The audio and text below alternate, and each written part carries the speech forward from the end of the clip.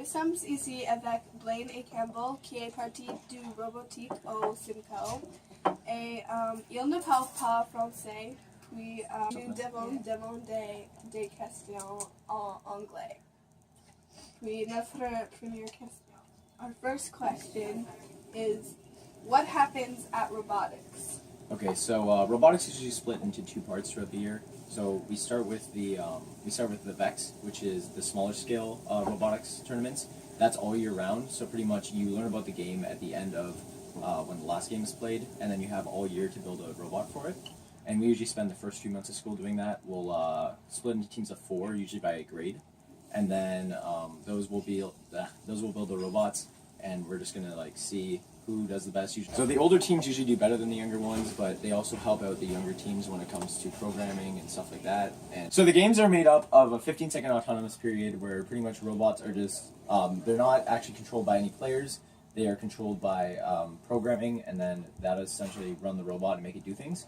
And then afterwards, the players will be able to program the controllers to run the robot and do things for 1 minute and 45 seconds, where they have a teleoperated period.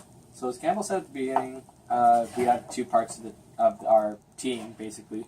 So for the other part, FRC, it's kind of the same. So we build one robot instead of multiple per the team.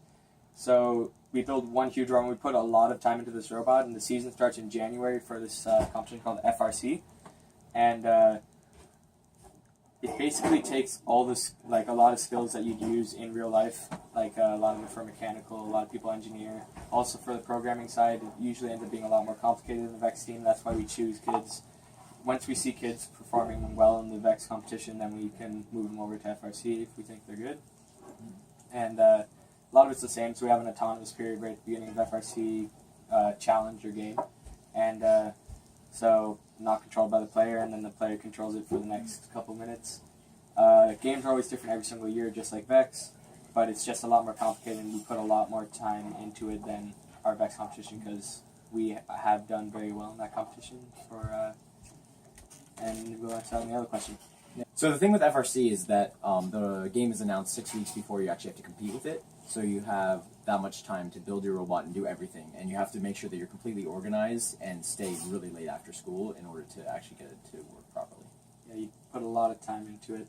A lot of time and heart. Yeah. So are you guys part of FRC or VEX? I've usually been just part of FRC. Campbell's going to be part of the FRC this year, right, buddy? Yeah, dude. Yeah. And so I'm more on this on the mechanical side of FRC. So I build the robot, I build the mechanisms, and I machine a lot of the parts for it.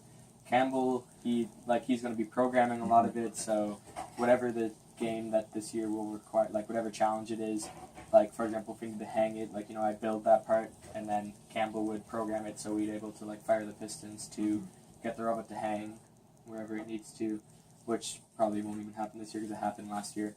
But yeah, it's a cool thing. It's a different game every year, which I love. It's different every time. It's not repetitive at all, and yeah. Okay. So what kind of things have you guys achieved? Our robotics team is actually one of the best robotics teams in the whole competition. A lot of people look up to us because we have accomplished so much. I think back in 2008 we won the World Championships, and in 2012 our team won Chairman's Award at the World Championships, which means that we got put into the Hall of Fame, and that means that we are automatically we're automatically qualified for the World Championships every single year. So we don't need to qualify for it, but we go to regional competitions anyways, just so we can practice and stuff like that. And pretty much we are just a very highly looked upon team in the whole robotics community. Alright. Yeah. So what are some of the goals that you guys have set for this year and for your championships and competitions? Well, the main goal is usually what we've been striving for every single year, which is to win the competition and get that. Sorry. Well, I would say we obviously we like to win, but our goal is usually to do well in the competition. Obviously, we don't want to just lose the first regional. Last year we always came extremely close. We made it to the finals and then lost the last game. Yeah. Which happened a lot this year, but I think this year we're going to do a lot better, and we hope to do better. We also strive to help out other teams with their own robots. So a lot of them will come to us and ask, hey, could you help us with this or something when their robot has any problems? And we're willing to help out. It really gives us a great reputation, and it's one of the reasons that we like to do it, is just to help out other people. Yeah, so basically like our goal is like we like to be very professional at our competitions, and like people look at us as like a very kind of professional and like kind of highly looked upon team. And basically, our goal is to do well in the competition, try and win, but like, you know, if we don't win, that's not everything about it, because a lot of the kids, they go out of this program with like knowledge about actual work ethic and stuff like that. It actually prepares you for the kind of trade, or like, you know, engineering or computer science, programming, stuff like that. It prepares you for your work field that you're usually going into. And I think it's called STEM. Yeah. That's it's a science, technology, Engineering and math. yeah, and it prepares you for those types of fields that robotics prepares you for. Yeah. Okay. Last question. So what kind of events do you guys host? So far this year, we've hosted 2 different kinds of events. We've hosted a VEX competition and a Lego robotics competition.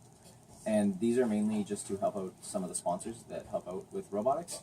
So the Lego competition, what would happen was we'd have some of our students be MCs, or some of them would be refs. Other people would help with cleanup or setting it up.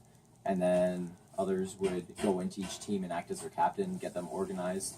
And they just run a competition with their like Lego autonomous periods, and that's pretty interesting. Is that for younger kids, or? That's for the usually around middle schoolers will be doing Yeah, that. grade 6 to grade 8, they do the Lego competition, and we basically hosted it because robotics costs a lot of money, like especially because the robot has a lot of complicated parts it needs, and that costs a lot of money. So this helps us out with that kind of thing with sponsorships. Like GM sponsors us, and that's the reason why we do the Lego competition, because GM is the one that like organizes it, and then we host it and we let them use our Governor Simcoe, and we help out with it with volunteering, just so you know it's less money. Pretty much. Yeah, robotics is also great for getting volunteer hours because of the whenever we help out with the competition, we can always get volunteer hours from that because GM's willing to give them out, and then you can get pretty much all your 40 hours from robotics alone. And then we also host VEX tournaments. We host 2 of them. We host a regional and then a provincial competition. Regional, obviously, it's just like closer to here. And then provincials, it like everyone from Ontario comes to our school to participate and try and make it to the World Championships, because our provincial competition is the qualifier for VEX World Championships. And in that we have certain roles, like we have the inspectors, we have people managing the scoreboards and the projectors and all that, and then we also have people focusing on the tech, printing out stuff, getting schedules ready. So there's actually like a lot of work that goes into getting these competitions ready. And sometimes we even have like our own teams like participating in these events, because sometimes they qualify for provincials, which we usually do. I think we had 2 teams qualify for provincials this year, which is pretty good, in my opinion. So, for people who want to like join, like, do they have to actually like, if they don't want to build or like program or anything, could they just help out like with the competitions and like? Yeah, MC for sure. and stuff? Yeah, if they want to, like, you know, not be on the team, but like, you know, they talk to the person that runs the program, Mr. Duramio. He's always like happy to let people help out, because we do need a lot of help with a lot of our competitions. So people can ask him if he needs volunteers for the next competition, and like he'll definitely almost always say yes. Yeah, there are definitely a lot of people that don't usually show up for the actual daily robotics, but they're always there for volunteering to help us out, and that's a great thing. And also, robotics isn't all just about like building and programming. We also have another guy that does graphics for the team, so he like, you know, designs some posters and pamphlets for our team that like help us get our sponsors and stuff like that. And There's also electrical, which is also, I guess, part of building too. But yeah. There's more stuff than just building and programming. Yeah, actually during the year you can pick out which roles you most prefer, and then you can rank them based off of that, and then Duramio will put you into what he thinks you're best in. Cool. Alright. D'accord, ça c'est la fin de notre interview avec Blaine et Campbell.